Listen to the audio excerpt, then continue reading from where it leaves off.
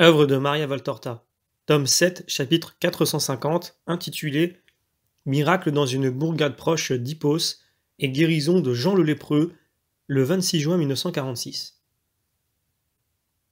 Hippos ne se trouve pas sur la rive du lac, comme je le croyais en voyant ces maisons sur la rive presque à la limite sud-est du lac.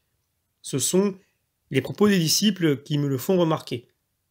Ce groupe de maisons forme, pour ainsi dire, l'avant-garde d'Hippos qui se trouve plus à l'intérieur des terres. Comme Ostie pour Rome ou le Lido pour Venise, ces maisons représentent le débouché sur le lac de la ville de l'intérieur, qu'il utilise comme chemin lacustre d'importation et d'exportation, ou pour abréger les voyages de cette région à la rive opposée de Galilée, ou enfin comme lieu de promenade pour les oisifs de la ville, et la fourniture de poissons que leur procurent les nombreux pêcheurs de la bourgade. Dans cette soirée tranquille, ils débarquent près d'un petit port naturel formé par le lit d'un torrent maintenant à sec, et où arrivent sur quelques mètres les eaux bleuâtres du lac que ne repousse plus le torrent. Il y a là des maisons et des maisonnettes de pêcheurs qui exploitent les eaux poissonneuses, et de maraîchers qui cultivent une bande de terre grasse et humide. Arrosée par les eaux toutes proches, elle va du rivage vers l'intérieur et s'étend davantage au nord qu'au sud, où elle se termine rapidement, là où commence la haute falaise qui tombe presque à pic dans le lac, et d'où se sont précipités les ports du miracle des Géraséniens. À cette heure, les habitants sont sur les terrasses ou dans les jardins en train de dîner. Mais, comme les jardins ont des haies basses, et que les terrasses ont des murets plus élevés, les habitants voient la petite flottille de barques entrer dans le port. Les uns par curiosité, les autres parce qu'ils les connaissent, se lèvent et vont à la rencontre des arrivants. Un pêcheur déclare: C'est la barque de Simon, fils de Jonas, accompagnée de celle de Zébédée. Ce ne peut donc être que le rabbi qui vient ici avec ses disciples. Femme, prends immédiatement l'enfant et suis-moi. C'est peut-être lui, il le guérira. C'est l'ange de Dieu qui le conduit à nous, ordonne un maraîcher à sa femme dont le visage est brûlé par les larmes. Personnellement, je crois. Moi, je me rappelle ce miracle. Tous ces porcs, les porcs qui éteignent dans l'eau la chaleur des démons entrés en eux. Ce devait être un grand tourment pour que ces animaux, si dédaigneux de la propreté, se soient jetés à l'eau, dit un homme qui accourt et fait de la propagande pour le maître. Tu as bien raison, ce devait sûrement être une vraie torture. J'y étais moi aussi et je m'en souviens. Les corps fumaient, les eaux fumaient. Le lac était devenu plus chaud que les eaux d'Amata. Et là où ils sont passés en courant, le bois et l'herbe ont été brûlés. Moi, j'y suis allé, mais je n'ai rien vu de changé, lui répond un troisième. Rien? Mais tu as des écailles sur les yeux? Regarde, on le voit d'ici. Tu vois, là où se trouve ce cours d'eau à sec? Va vérifier d'un peu plus près et rends-toi compte si... Mais non, ce sont les soldats de Rome qui ont tout dévasté quand ils recherchaient ce scélérat pendant les froides nuits de Thébé. Ils sont campés là et y ont fait du feu. Et ils ont brûlé tout un bois pour faire du feu? Regarde combien d'arbres il manque. Un bois, 2 ou 3 chênes. Et cela te paraît peu? Non, mais on le sait bien, ils ne font aucun cas de ce qui nous appartient. Ils sont les maîtres et nous les opprimés. Ah, jusqu'à quand? La discussion glisse du terrain spirituel au terrain politique. Qui me conduit au rabbi? Pitié, pour un aveugle. Où est-il? Dites-le-moi. Je l'ai cherché à Jérusalem, à Nazareth, à Capharnaüm. Il était toujours parti avant que j'arrive. Où est-il? Ah, pitié pour moi.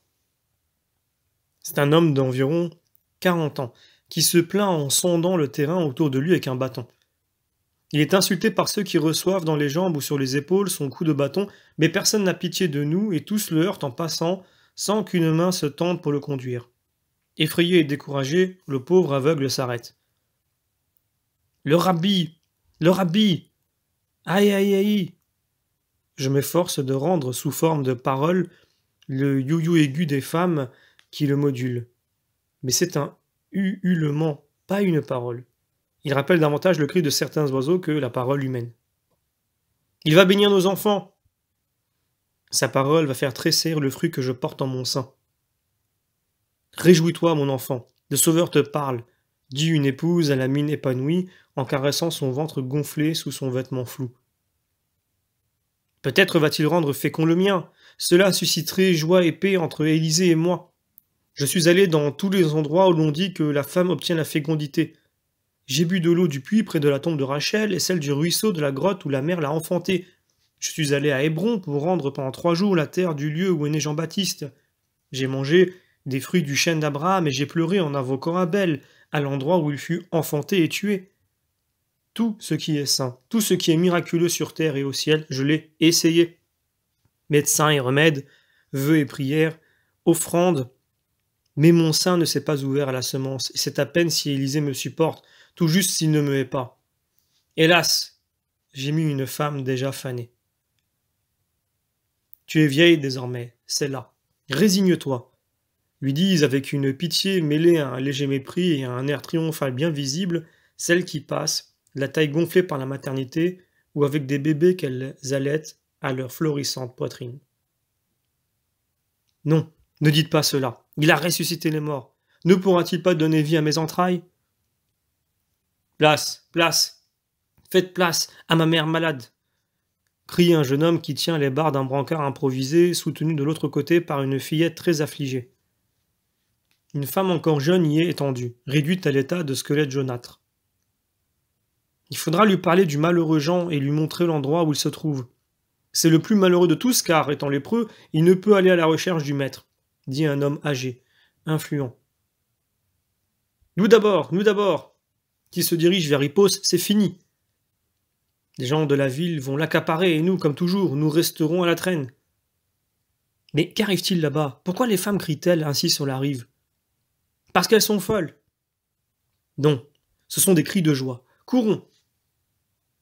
Le chemin est un fleuve de foule canalisé dans la direction de la grève et du torrent, là où Jésus et ses disciples sont restés bloqués par les premiers qui sont accourus. Miracle, miracle! Le fils d'Élise, abandonné par les médecins, le voilà guéri. Le rabbi l'a guéri en lui mettant de la salive dans la gorge. Les cris des femmes deviennent encore plus stridents et plus aigus et se mêlent au hosanna puissant des hommes. Jésus est littéralement assiégé, malgré sa grande taille. Les apôtres essaient par tous les moyens de le dégager, mais en vain. Les femmes disciples, avec Marie au milieu, sont séparées du groupe des apôtres. L'enfant, dans les bras de Marie, femme d'Alphée, hurle de peur. Ses cris attirent l'attention de plusieurs sur elle et c'est l'habituel je sais tout qui dit « Oh, il y a aussi la mère du rabbi et celle des disciples. » Lesquelles? C'est qui? Sa mère, c'est celle qui est pâle et blonde, vêtue de lin. Et les autres, ce sont les plus âgés, dont l'une tient un bébé et l'autre a une corbeille sur la tête. Et les petits, qui est-ce? Son fils, hein? Ne l'entendez-vous pas l'appeler maman? Le fils de qui? De la plus âgée? Ce n'est pas possible. De la jeune, tu vois qu'il veut aller vers elle? Non, le rabbi n'a pas de frère. Je le sais de source sûre. Des femmes ont entendu la conversation et tandis que Jésus, après s'être dégagé non sans peine, a réussi à rejoindre le brancard porté par les enfants et guéri la malade, elles se dirigent vers Marie avec curiosité. Mais ce n'est pas cet intérêt qui anime l'une d'elles. Elle se prosterne aux pieds de Marie en disant « Au nom de ta maternité, aie pitié de moi ». C'est la femme stérile. Marie se penche sur elle. « Que veux-tu, ma sœur ?»« Être mère, un enfant, un seul. Je suis maudite à cause de ma stérilité. Je crois que ton fils peut tout, mais j'ai une foi si grande en lui que je pense qu'étant né de toi, il t'a fait sainte et puissante comme lui. Maintenant, je t'en prie, pour tes délices de mère, je t'en prie. Rends-moi féconde, touche-moi de ta main, et je serai heureuse.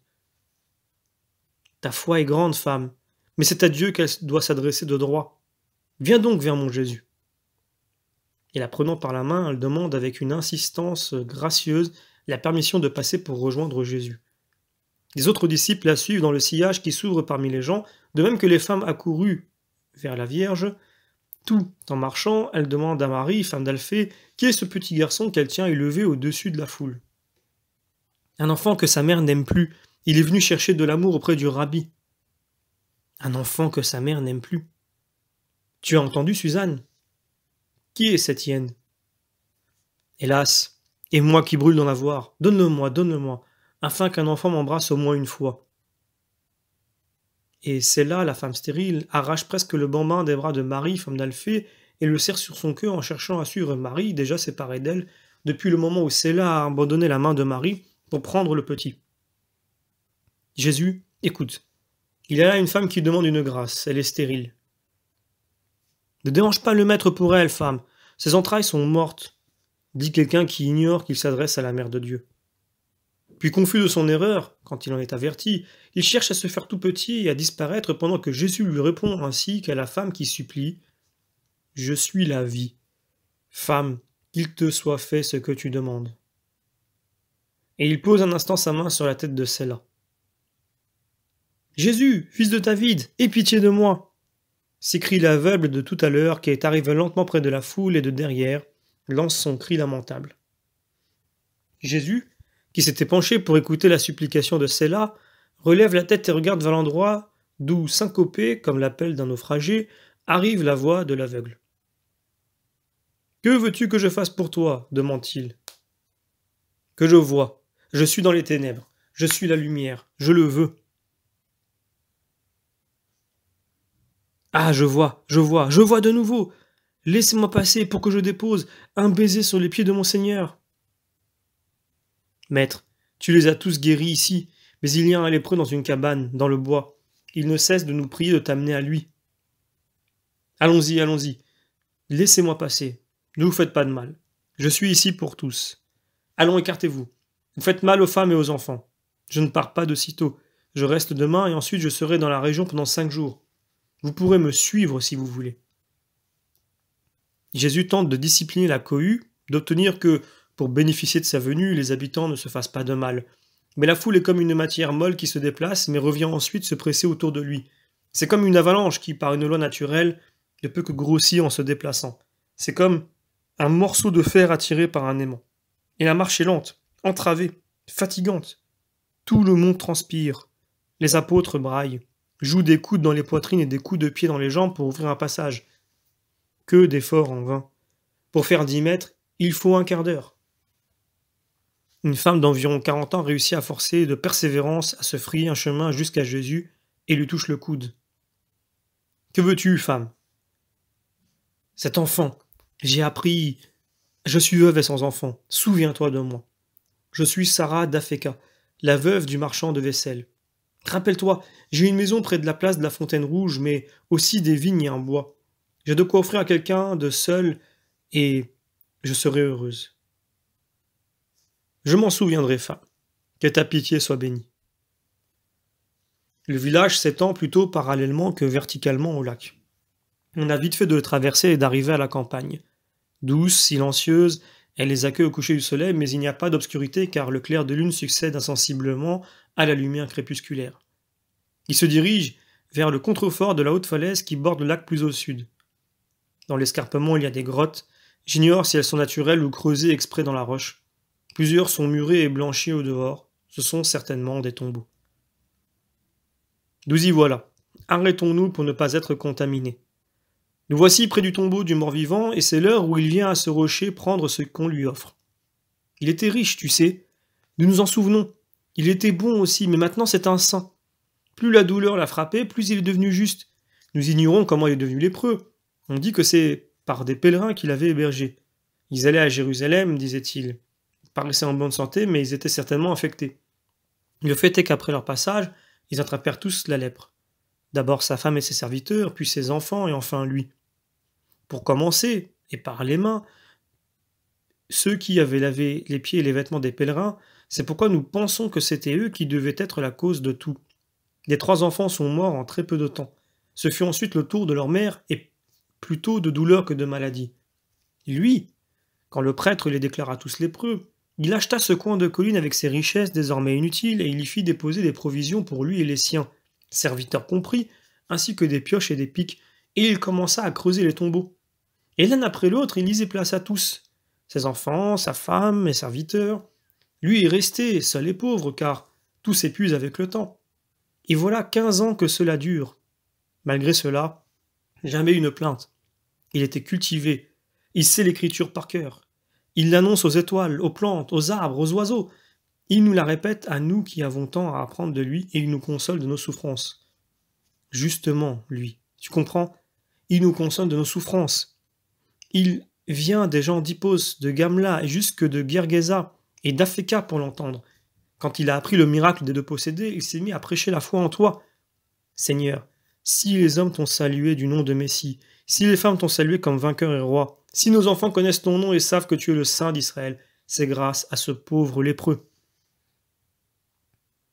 Voilà ce que raconte au nom de tous le vieillard qui auparavant avait parlé de Jean. Vas-tu le guérir demandent plusieurs. Vous me demandez cela? J'ai pitié des pécheurs, mais qu'en sera-t-il pour un juste? Mais c'est peut-être lui qui vient là-bas, parmi ces buissons. C'est certainement lui. Quelle vue tu as, Seigneur! Nous entendons le bruit, mais nous ne voyons rien. Le bruit même cesse. Tout est silence et attente. Jésus est bien en vue, seul, un peu en avant, car il est allé jusqu'au rocher où l'on a déposé des provisions. Les autres, dans la pénombre de quelques arbres, disparaissent au milieu des troncs d'arbres et des buissons. Même les enfants se taisent, dorment dans les bras de leur mère, ou sont effrayés par le silence, les tombeaux et les ombres bizarres que produit la lumière lunaire éclairant les arbres et les rochers. Mais, de sa cachette, le lépreux doit voir et bien voir, à commencer par la grande et solennelle stature du Seigneur, tout blanc dans la clarté de la lune, très beau. Le regard fatigué du lépreux croise certainement le regard lumineux de Jésus. Quel langage peut donc jaillir de ces pupilles divines, dilatées, brillantes comme des étoiles? Quel langage peut surgir des lèvres qui s'ouvrent dans un sourire d'amour? Quel langage du cœur s'établit-il, surtout du cœur du Christ? Mystère. Un des si nombreux mystères entre Dieu et les âmes dans leur relation spirituelle. Il est certain que le lépreux comprend, car il s'écrie « Voici l'agneau de Dieu, voici celui qui est venu pour guérir toute la douleur du monde.